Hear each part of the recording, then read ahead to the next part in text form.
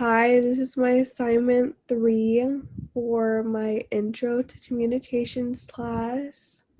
I'm Alyssa Andrulo, and for this assignment, I had to interview someone from a different culture. So I thought to myself, who's someone that I know from a different culture?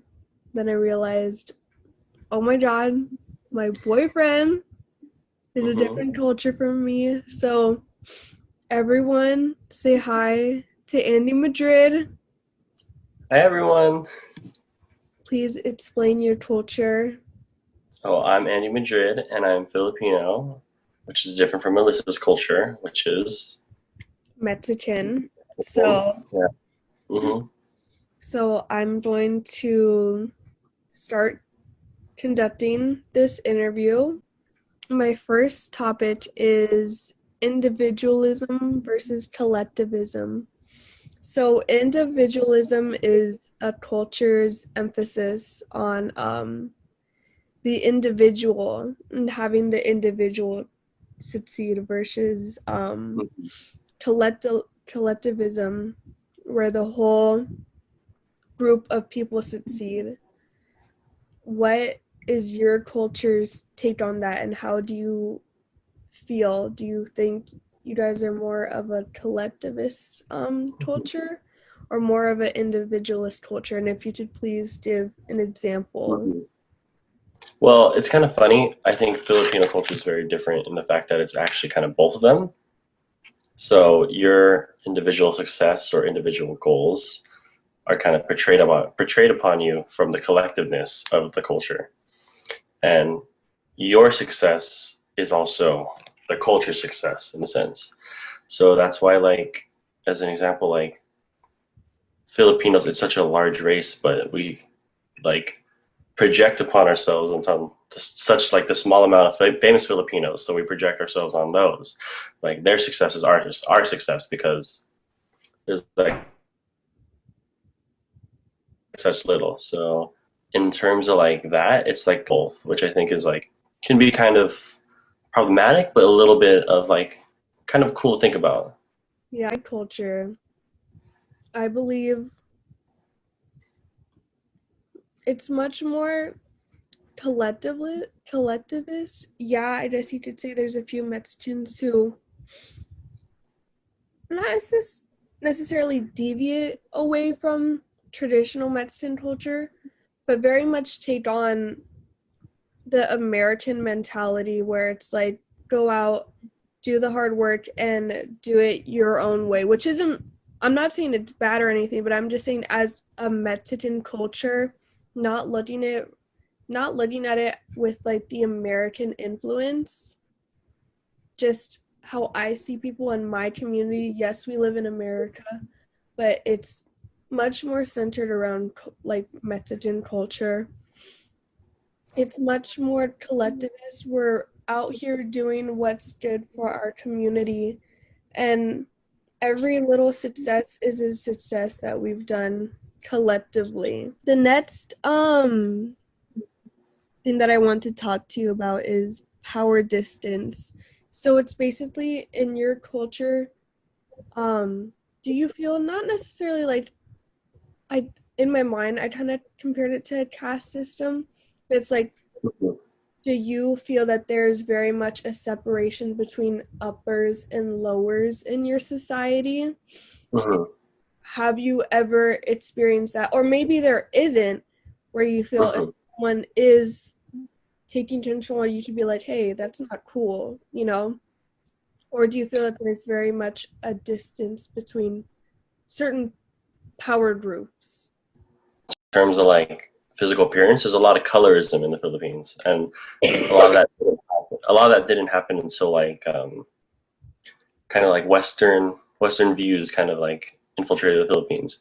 But in terms of that, like as a Filipino American, there's a lot of like there's a lot of like divide between like schooling and like what you do and stuff. And in the Mexican culture itself, there's no such thing as like uppers and lowers. I guess you could say there's like Mm-hmm. respect for people who are older than you. Hmm. There's no such thing as like in terms of like we don't have like the degree of colorism as Yeah. would in the Philippines, but it's much more like not celebrated, but it's acknowledged. You have white skin, you have lighter Hmm. skin, you know, and in some ways um they're kind of saying you can do more. Hmm. Guess it's all in how you see it, you know. Some people see it as like a compliment, like, oh my god, yeah, I can pass for a white person. But other people can see it like, oh, you know, I never really thought of it that way. Yeah. Me, I don't really think of it that way. You know, uncertainty avoidance. So it's Hmm. basically how comfortable does your culture feel with uncertainty? It's basically saying, um, do you feel okay with it where you guys are willing to take risks and Hmm. be go-getters and you know, invest in stocks, you know, which are like unpredictable. Do things Yeah. would just be just a little bit risque, or do Okay. you guys prefer to do things that have just worked and have always worked for for you guys, like in the past, you know, nothing too risky, like I personally don't think there's like a set thing for like in our culture. you know I how think.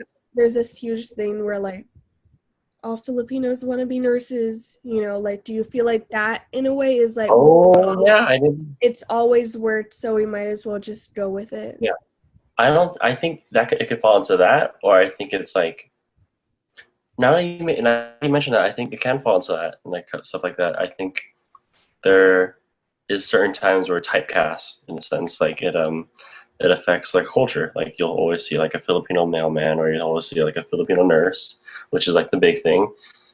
And I think in terms of like branching out, it's like kind of rare in a sense.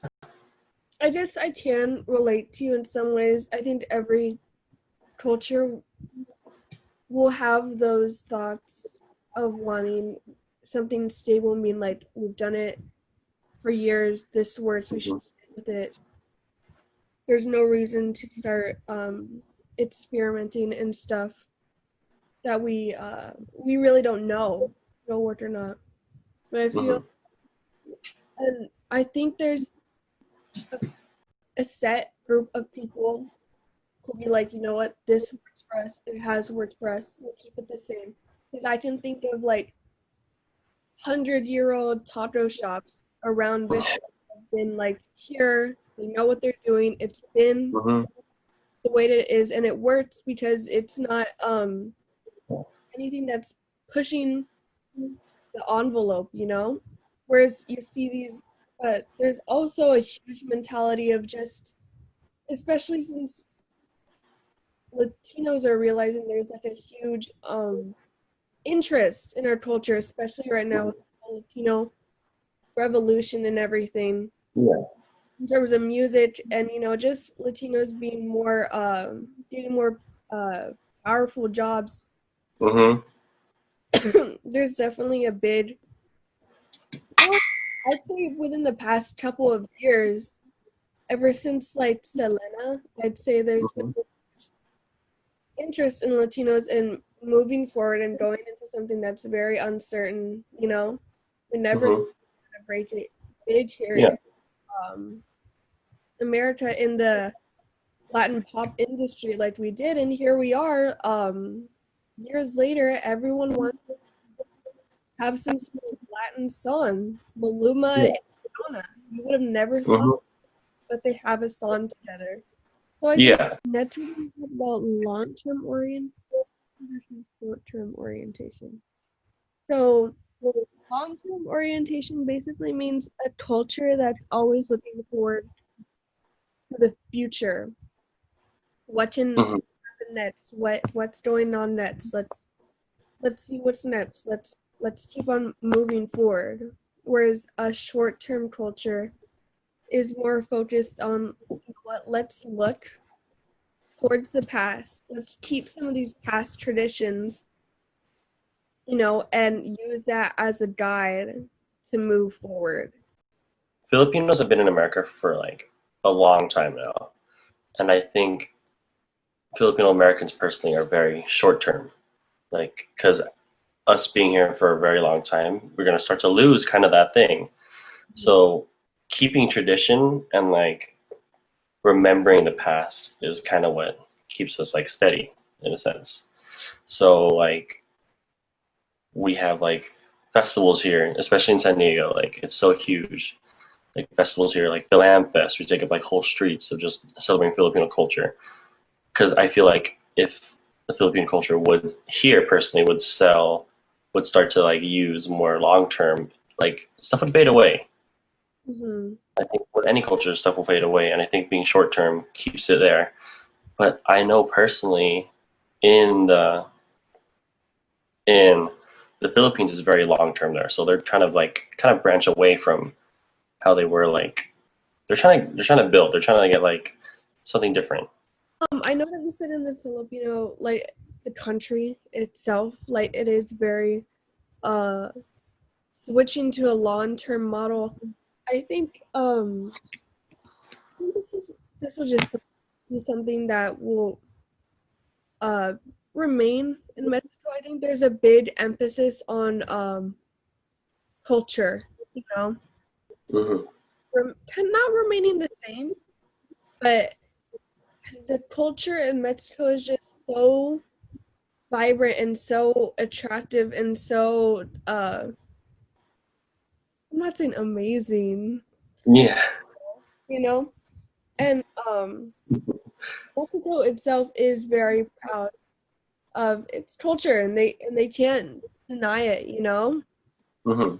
And I think the reason for that is Mexico itself is starting to thrive and they have been thriving with in terms of like agriculture and Hmm. tied to America. And I think because of that, their economy has been really boosting up. Hmm. Um, because of that, I think they're able to be like, hey, we were able to do this ourselves as Mexicans in our culture. Um, Yeah. we Also, didn't, like you said earlier, like your media system is booming right now. yeah, and we didn't have to use a Western type Hmm. of I don't know, like Method. influence to help us become successful. This is an example of short term. We have full on Day of the Dead. That's looking Yeah. way in the past. These people are dead.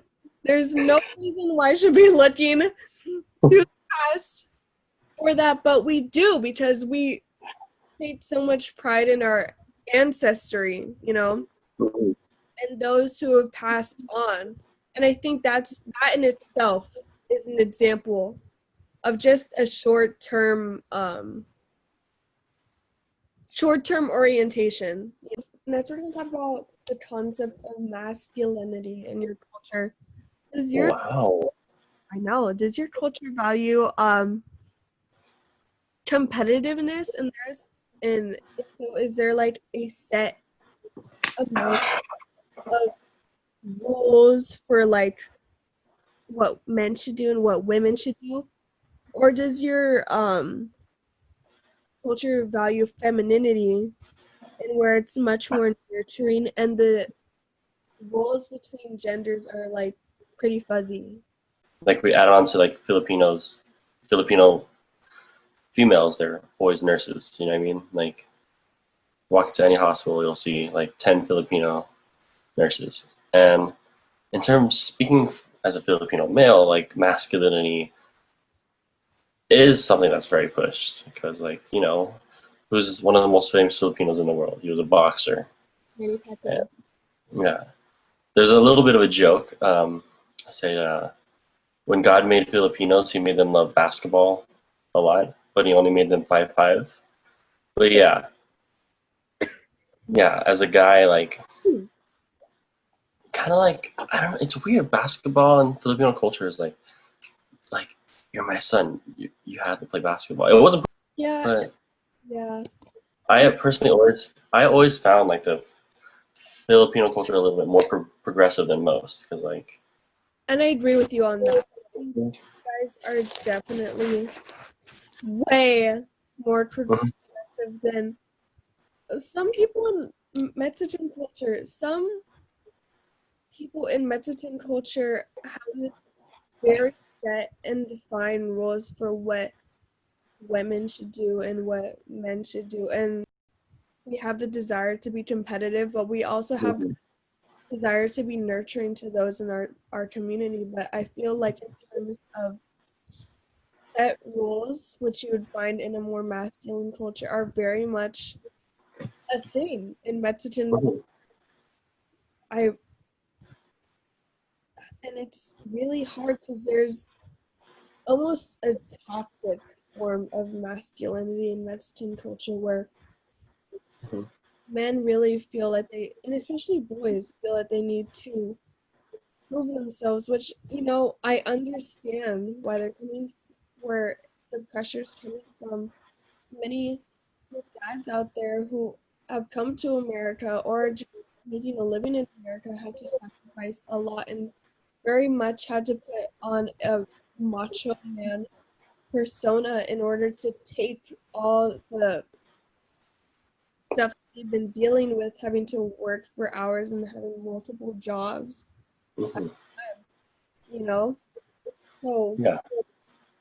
I and so I understand where this has come from. And I think it's very much present in Mexico, but Mhm. US, I think it's like a little bit more mellowed out. But that's only because the US is becoming more progressive with, Yeah. and I think that's barely a thing that's taken place in the last couple of years. So high context basically means your culture puts more value on nonverbal cues, Mhm. things that can be implied. Whereas low context means that your culture puts more value on what's actually said. No, it's mostly nonverbal, honestly, because I'd say it probably came from like how there's like hundreds of languages in the Philippines, and there's like very few people. It had to come from like somewhere. You can't always rely on like talking. Mm-hmm. No, hmm. Never really thought about that, babe. Yeah, What did you say? What did you say? our culture is very much verbal. We want to be talking all the time. We want to Mhm. talk all day if we can. So Yeah. and it's just like we base everything what we say off of what someone said and what they're talking about. And a lot of people would judge people off what they said and not really what they meant. It's very much you said it, she said, they said Mhm. type of a culture. It's all like talking. When I'm with your family, I Mhm. it's not so much of what people say, it's what they mean. I'll be Mhm. with you guys. We won't say a word, Mhm. but we'll all sit together. And for you guys, it's me. Oh, we were all together, and it meant that we were comfortable together, being together in one room, and that Yeah. embraced us being together as a family. Where Mhm. in my mind, I'm freaking out because Yeah. I already told you about this, babe. I need to talk Yeah. all the time. Yeah. And when I'm hanging out with your family, it's like I'm working out my throat, my voice box. So there you go. There's one difference in our culture right now. Versus monochromatic time. So Mm. poly monochromatic time means there's like a set in your time in your culture. You guys value a set schedule. Mhm. This happens and then this happens and then this happens and then this happens. I can't be interrupted. Not that I can't be interrupted, but I wouldn't want to. Mhm. This happens, this happens, this happens, and this happens. Whereas in polykinetic, it's more like time is fluid and you don't mind interruptions and whatever happens happens. Parents like me, it's like kind of like, yeah, just go with the flow, do what you got to do. Sometimes a schedule doesn't always work out. You just got to follow along, you know what I mean? And I think collectively as a culture, we kind of adopted that. Like, come on, like I told you about Filipino time, we're always late. There's no such thing. It's what do we call it again? CPT. Colored people time. CPT. Yeah, colored people time. We're always late. Just show up when you show up. The party never stops. Party don't stop. I think Muslims have always been so hardworking. Mm-hmm. Comes time to do something, there's something to do, Yeah. Like there's this whole in Mexican culture, like what, like your mom will come home and you'll be on your phone and she'd be like, uh no, I'm gonna have you wash the dishes, you're gonna clean your room, there's plenty of other things for you to do. Maybe this is my own experience, but like years and years and years of just hard work, nonstop work. My great grandma didn't want to stop working until he got lung cancer. My great grandpa, if you see him, he still wants to get up and about and start wandering at like 12 o'clock at night. Yeah. Like we just don't want to stop moving. So Mm-hmm.